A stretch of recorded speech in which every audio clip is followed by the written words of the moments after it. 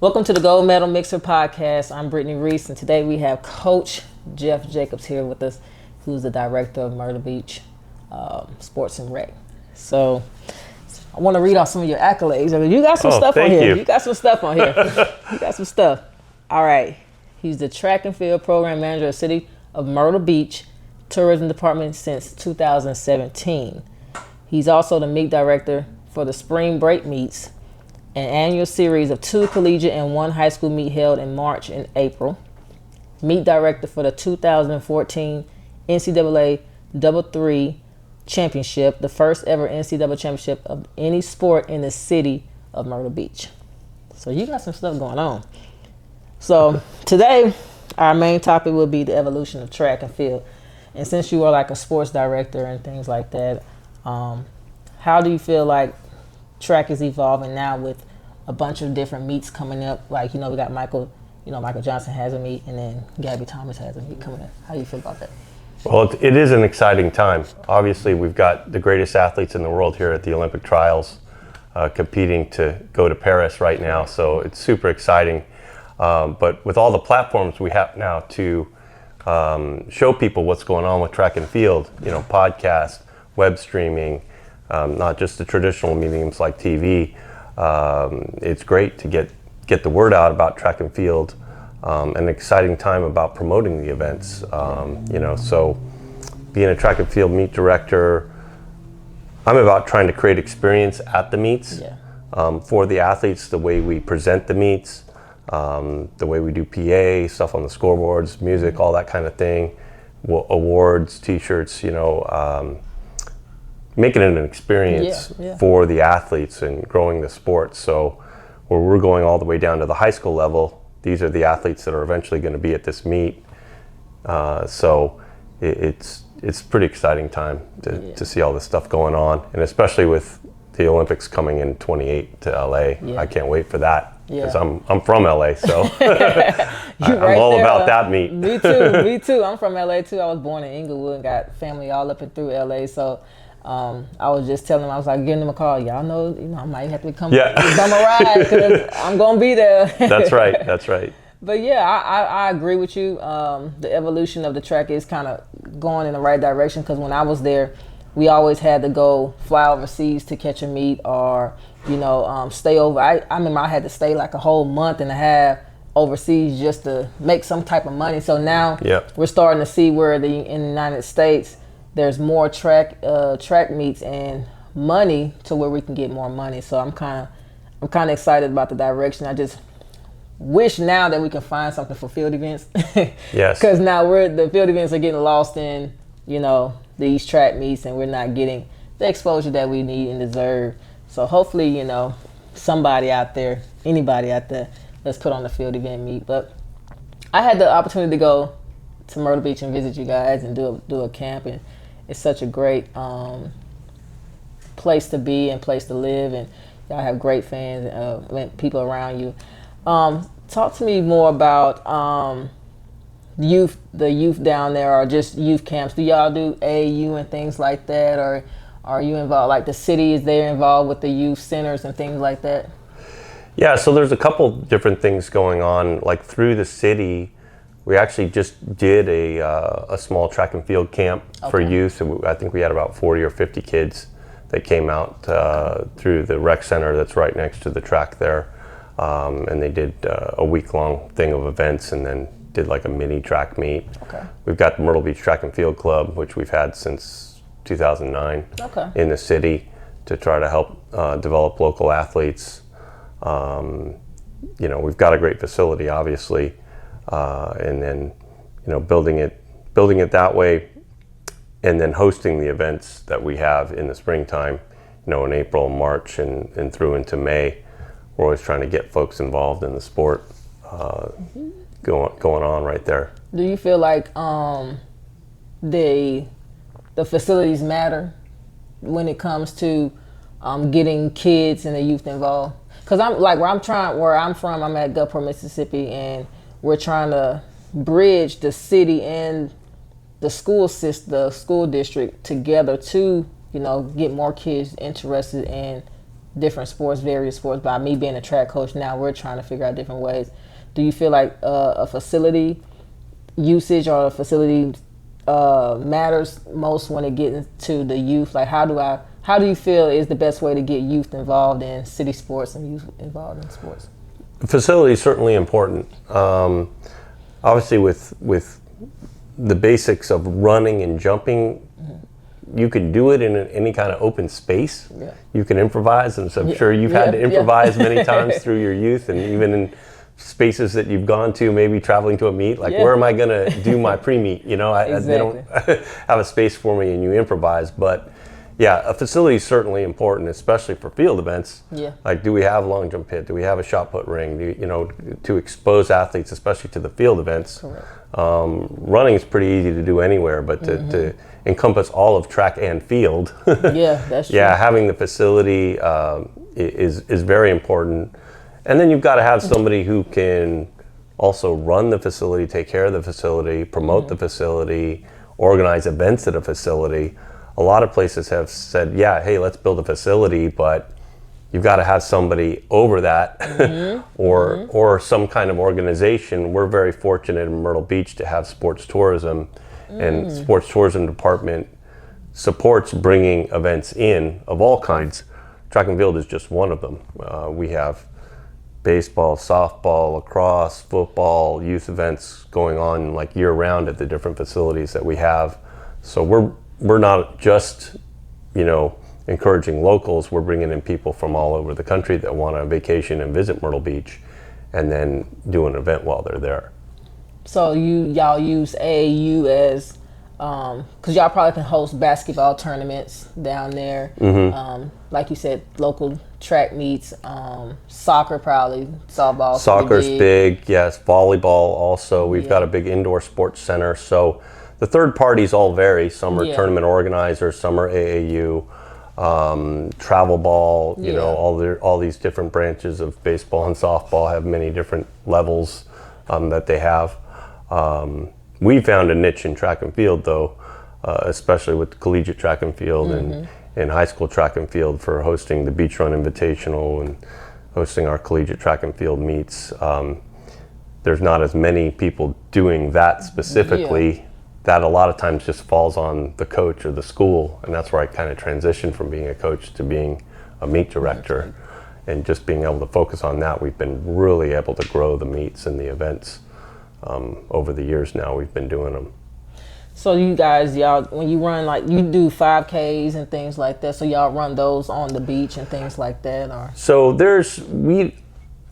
I don't actually run the road races, but there are road race companies that come in that will help support, that the city will help support either through road closures, bike fence setup, whatever's needed. So like we've got a Myrtle Beach Marathon, that's something that we list on our calendar too, with a 5K, a half marathon as well. So yeah, that's certainly another thing that we've got going on. Do you guys work with other schools? Like, is there a high school that you guys get involved with, or is it just y'all are just your sports, y'all own thing? So we do work with Myrtle Beach High School because they're the school that uses the city facility. That that's also their track and their football stadium and for their sports too. So we do work with Myrtle Beach High, and we work pretty closely with Coastal Carolina University as well on a lot of different events that happen. Certainly they were very helpful in being the host. You have to have a host school to do the NC2A meet, and doing our first ever NC2A championship. Coastal signed on to help out with that. We've got ESPN events within the city. There's a Myrtle Beach Bowl that happens at Coastal Carolina. There's a Myrtle Beach Invitational that happens at Coastal Carolina with basketball every fall. So ESPN's come in and seen the value of our area to promote. So that's exciting, and our CVB works with them, Visit Myrtle Beach, to help promote those events too. Is this like a, do you think this is like a nationwide thing? I know you guys aren't the first one to do anything, but do you feel like more tourism spots have something like that? Because this is like my first time ever hearing about the city and the high school and the colleges merging together and making one big thing. And yeah, I mean, certainly in places in Florida, like Orlando, you know, they like the Disney complex and things like that. The Virginia Beach has kind of made a big step up, and you know, they've been hosting some indoor national meets now with that indoor facility they have. It's multi-use type of facilities. So there's certainly a lot of places around the country where they're working with different organizations. The CVB, that's Convention Visitors Bureau, you know, that helps promote the local area to bring in events. So if you've got a facility, you've got some financial marketing support from that CVB, and then if you've got either college, high school, or another entity that you can work with there too, all of those are important in trying to bring events to your area and grow the sports in your area that you want to grow.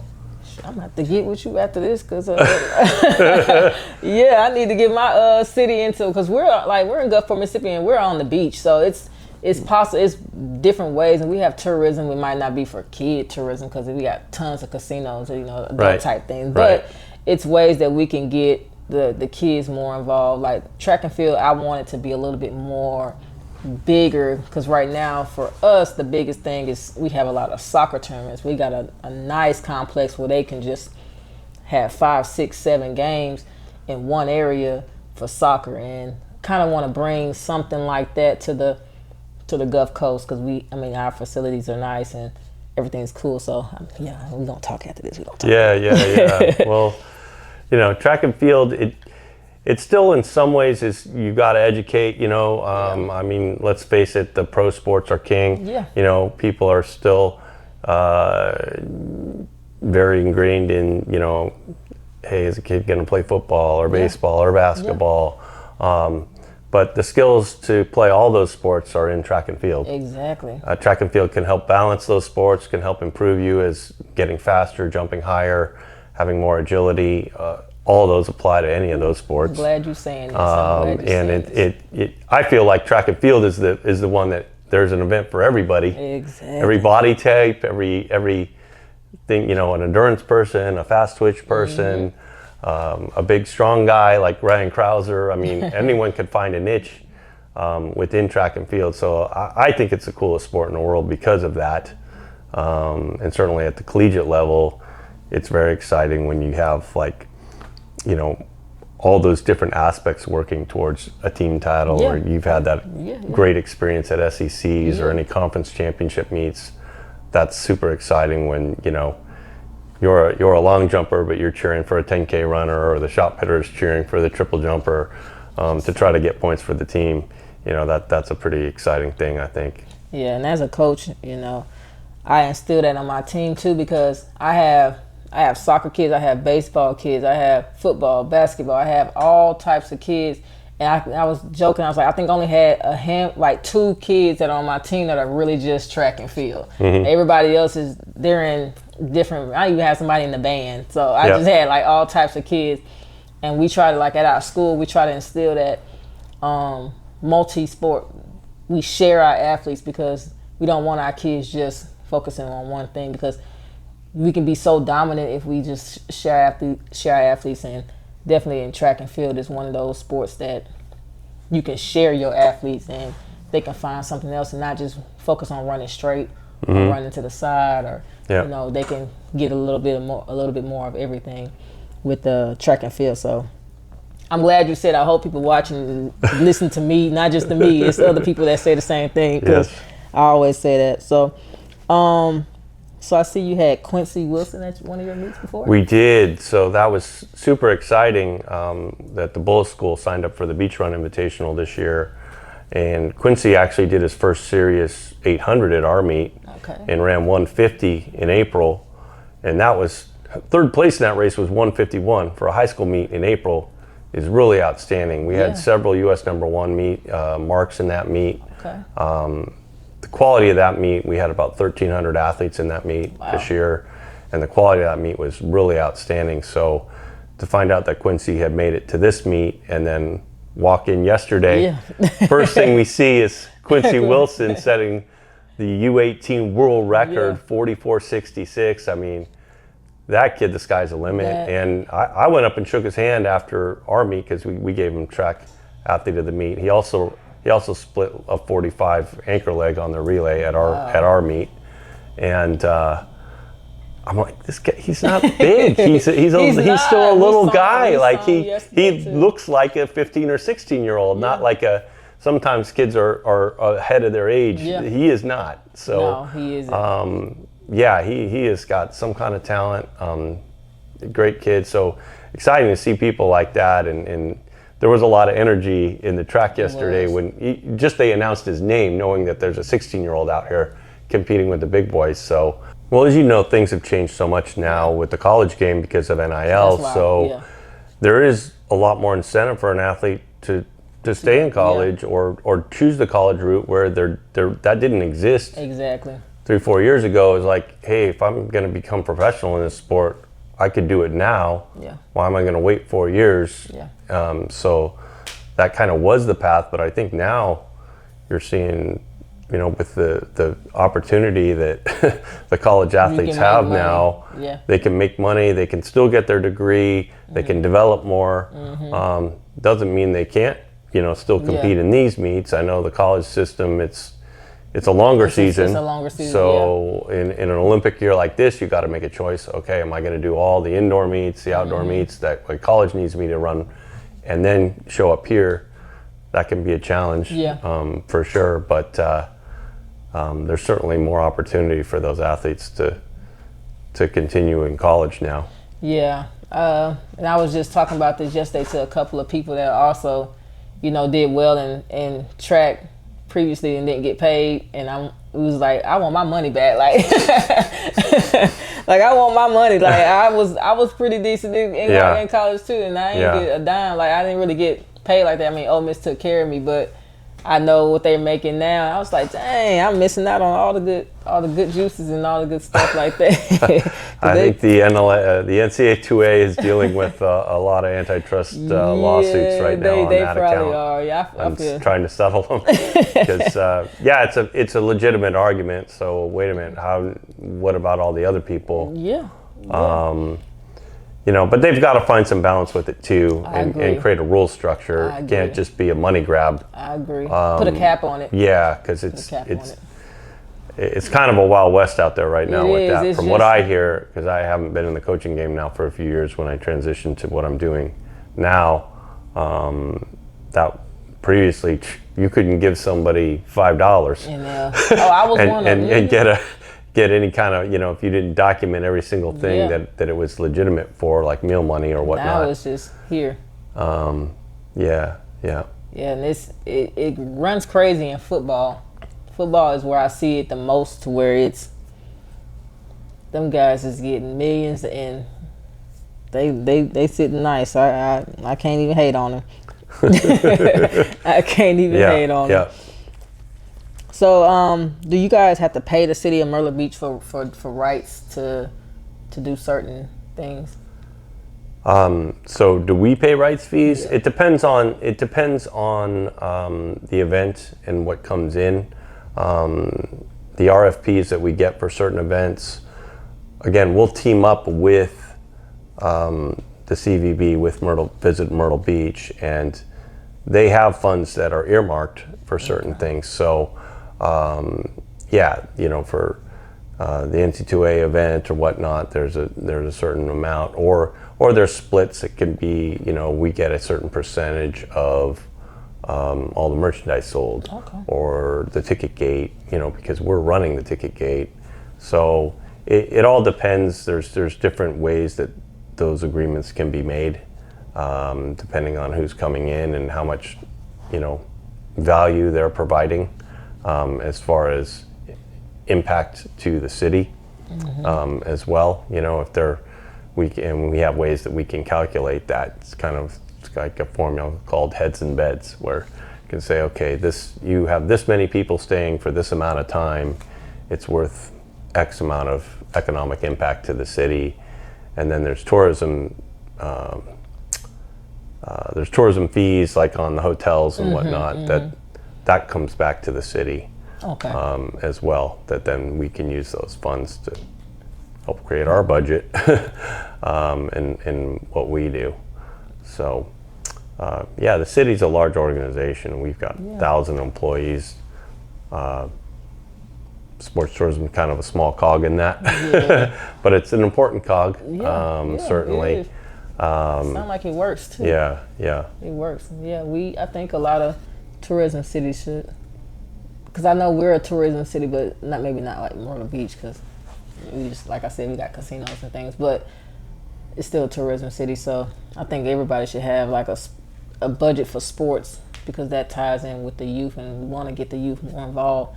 And which are we starting to see now, an incline on different sports. Track and field is one of those evolving sports around the United States alongside volleyball. So definitely want to tap into that for the youth and things like that.